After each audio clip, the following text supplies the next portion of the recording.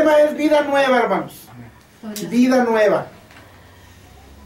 Y me gusta mucho este texto, hermanos, porque fue de los primeros que yo aprendí cuando llegué a los caminos del Señor. Otro de los que aprendí fue Daniel 4:2, ¿verdad? Lucas 19:10. Y así textos que hablan de un cambio. Bueno, el tema es vida nueva. Y vamos a ver que la vida nueva, si es nueva, tiene que tener un comienzo. ¿Y dónde comienza la vida nueva? Esa vida nueva que es en Cristo Jesús. Bueno, pues el mismo nombre lo dice, ¿verdad? Ahí en el versículo que ya leímos. De modo que si alguno está en Cristo, nueva criatura es. El comienzo de la nueva vida se genera o empieza en nuestro Señor Jesucristo. Cuando el ser humano se arrepiente de todo pecado, sin dejar escondido ninguno de ellos en su corazón, ¿verdad? Por eso David decía, líbrame hasta de los que me son ocultos, de los que no me acuerdo para confesarlos. Entonces, cuando alguien de la humanidad se arrepiente de todo pecado y cree en su corazón que Jesucristo murió por él en la cruz del Calvario, entonces sucede algo maravilloso. Sucede algo maravilloso porque se produce un cambio en nosotros llamado nacer de nuevo o nuevo nacimiento. Esto sucede gracias a que llegamos a Cristo, nuestro Señor, y le entregamos nuestra vida tal y como la tenemos. Llegamos a Él tal y como estamos. Llegamos a Él quizás de una vida moral o quizás de una vida totalmente descarriada. Y Él nos recibe con los brazos abiertos. Amén. El texto que leímos dice bien claramente, de modo que si alguno está en Cristo, nueva criatura es. Las cosas viejas pasaron y todas vienen a ser hechas nuevas. Ahora la vida de pecado es parte de la historia. Es cierto que muchos que hoy somos creyentes vivimos sin Dios y sin esperanza, buscando una satisfacción propia sin importar dañar a otras personas. Pero ahora ya en Cristo, esta vida de pecado sin Dios es parte de la historia. Porque llegamos a Dios y Dios, por medio del sacrificio de Cristo, borra nuestro pasado, prometiendo no volverse a acordar de él jamás. Eso quiere decir que todo pecado cometido en el pasado queda perdonado y olvidado por Dios. A lo mejor personas que nos conocieron no van a creer en que cambiamos, o no van a creer que fuimos perdonados. Por ejemplo, yo tengo ahorita en mente mínimo dos cosas, ¿verdad? He conocido personas que cometieron delitos terribles. Uno que mató a su madre, la hizo pedazos, y nadie creyó que ese hombre fuera a ser perdonado. Estuvo muchos años en la prisión y luego fue trasladado a las Islas Marías, y allá en Islas Marías entregó su vida a Jesucristo. Y su vida fue perdonada, su vida fue cambiada, y ahora es una nueva persona gracias a que vino a Cristo Jesús. Pero para la gente que supo de su pecado, que haya matado a su propia madre, que la haya destazado haciéndola pedazos, para esa gente que conoció ese acto, ese hombre no tiene perdón de Dios. Pero para los que conocemos la Biblia, los que hemos tenido una experiencia de contacto directo con Cristo, sabemos que la sangre de Jesucristo, su Hijo, nos limpia de todo pecado. Amén. Conozco el caso de otra persona que ahora es un predicador de muchos frutos, y este hombre cuando llega a Cristo había matado 17 personas. Este hombre, su misma familia decía, tú no tienes perdón de Dios. Pero un día este hombre asesino entrega su vida a Cristo, y por muchos años fue pastor, ahora es un evangelista que se dedica a proclamar las buenas nuevas por varias partes del mundo.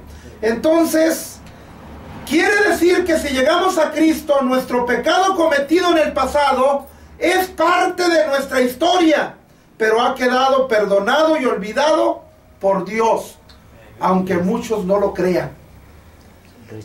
Mucha gente quizás no lo va a creer, pero si el Espíritu de Dios da testimonio a nuestro espíritu de que ya somos diferentes, de que ya fuimos perdonados, de que ahora tenemos una nueva vida, ¿qué importa lo que el mundo crea?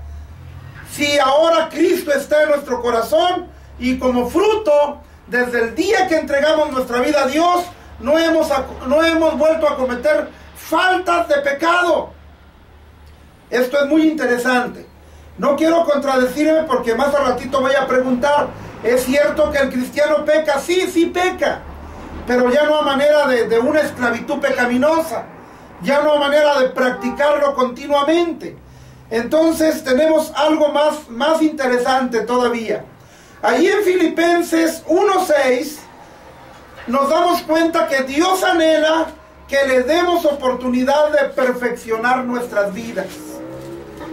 Él quiere perdonarnos. Dice: el que comenzó la buena obra en vosotros, la perfeccionará. Ahora, para que Cristo perfeccione la obra que empezó en nosotros, tenemos que darle oportunidad. Si no le damos oportunidad, Dios no va a hacer nada. Dios quiere que decidamos que queremos cambiar, que queremos ser diferentes. Que le digamos: Señor, quiero ser diferente, pero no puedo. Humanamente lo he intentado y no he podido dejar estas prácticas. No he podido dejar estos pecados. Entonces, si le damos oportunidad a Dios, Él perfeccionará nuestras vidas. Démosles pues permiso al Señor para que trabaje en nuestra vida. Y si le damos permiso a Dios de que Él trabaje en nuestra vida, el resultado será una vida nueva. Hay muchos textos que se llaman la casa del alfarero.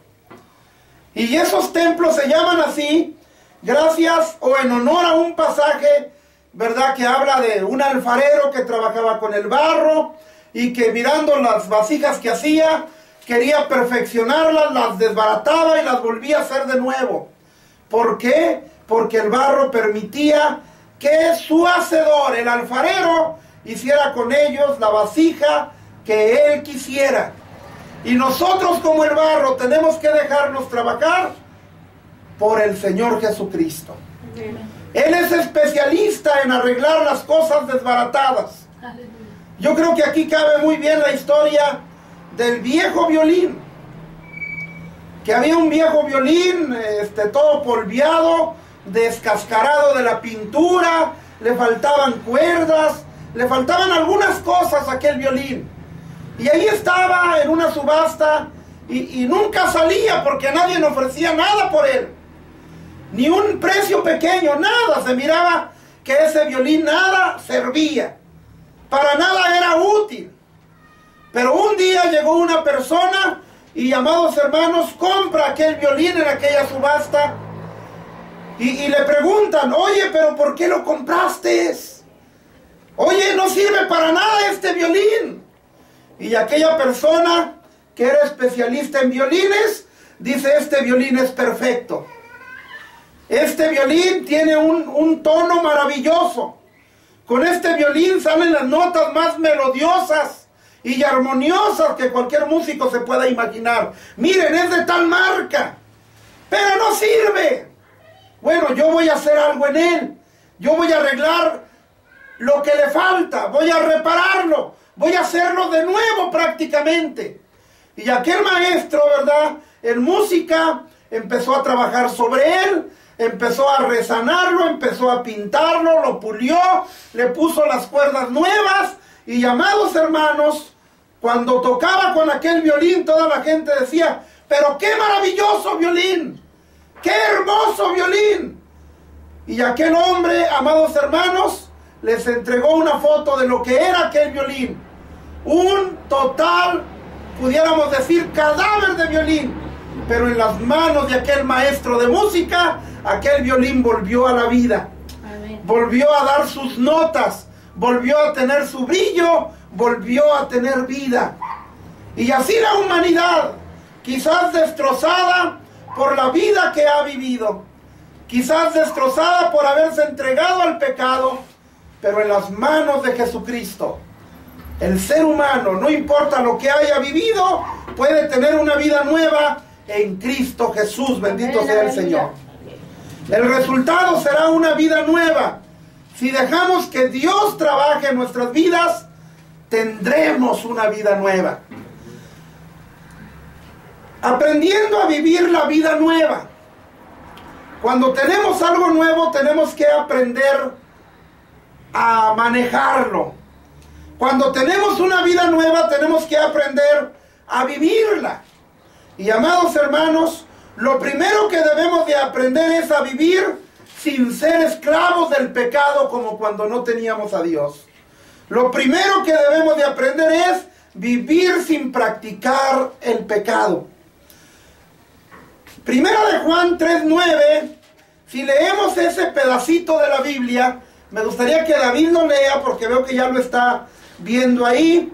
Entonces, cuando leemos Primera de Juan 3:9, adelante, hermano David. Gloria a Dios. Dice, Aleluya. a ver, 3.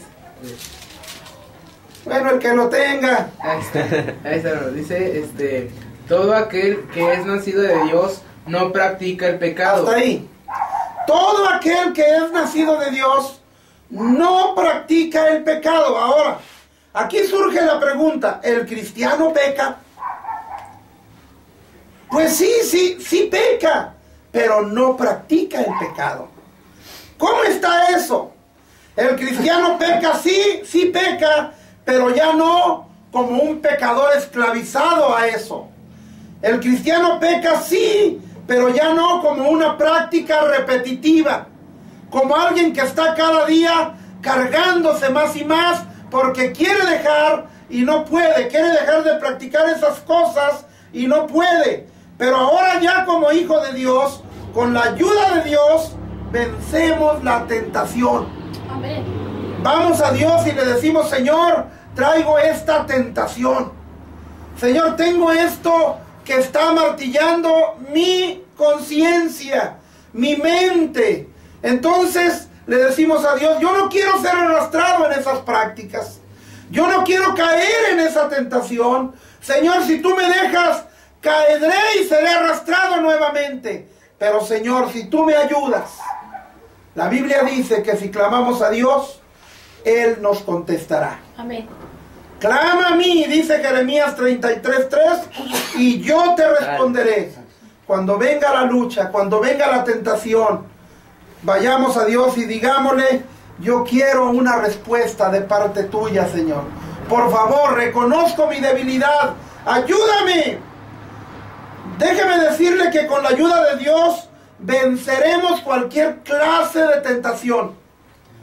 Seremos liberados de caer en un pecado a causa de la tentación. Nuestro amor y respeto hacia Dios nos ayudará a mejorar nuestra forma de vida. Ahora nuestra vida está alejada del mal. Ahora nuestra vida está cerca de Dios. Y nuestro amor a Dios nos hace vivir lo mejor que podamos sobre la faz de la tierra. Ahora, les preguntaba yo hace rato, ¿el cristiano peca? Sí peca. Pero si soy cristiano y peco, ¿qué debo de hacer? Lo ilustro de esta manera. Imagínense, ahorita nos decía alguien que se cayó en el camino, pero se levantó y pudo llegar hasta aquí. Imagínense que alguien se cae y se queda ahí tirado donde se cayó.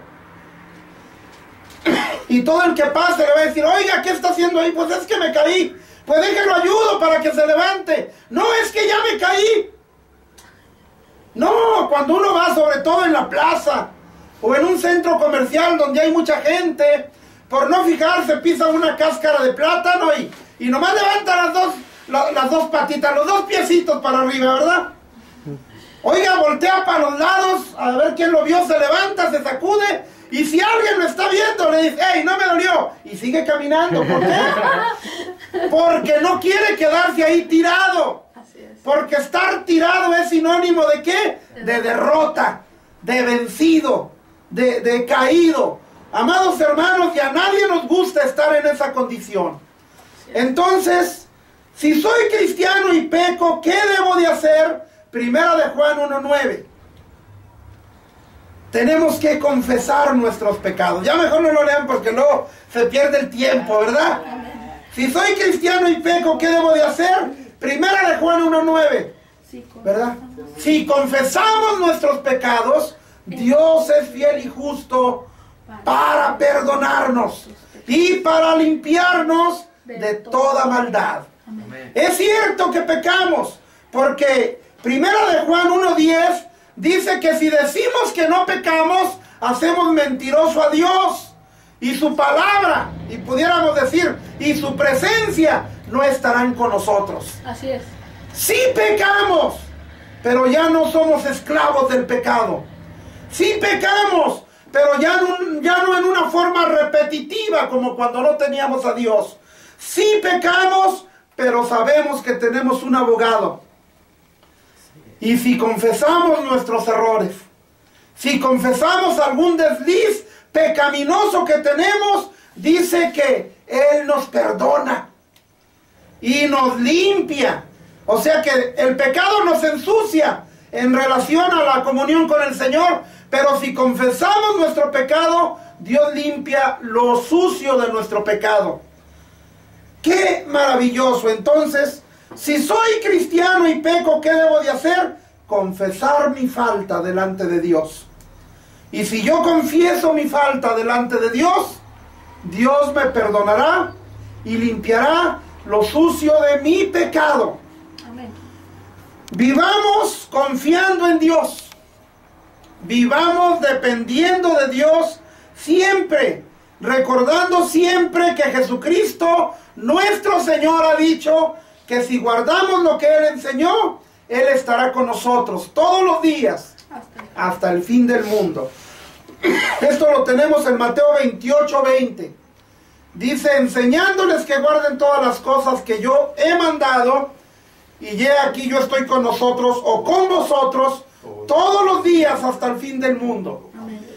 Eso quiere decir que si yo me esfuerzo por aprender lo que Cristo enseñó, entonces tengo una promesa de Dios. Él va a estar conmigo todos los días hasta el fin del mundo. Amén. Y si Él está conmigo cuando yo estoy en el trabajo y yo estoy consciente de que Él está a mi lado, me voy a abstener de cometer pecado porque Dios está conmigo. Amén. Si hay oportunidad de agarrar algo que no me pertenece, yo voy a pensar, Dios está conmigo y los ladrones no heredarán el reino de los cielos. Pero si yo vivo un cristianismo que sé que Dios vive allá en tal capilla, o allá en tal iglesia, o allá en el templo, entonces yo fuera del templo no tengo a nadie que me vigila. Pero si yo estoy haciendo lo posible por aprender la palabra, yo tengo la plena seguridad que Dios está conmigo. Y si Dios está conmigo, es un freno para mí, para no desbocarme practicando el pecado. Que el Señor les bendiga. Vamos a hacer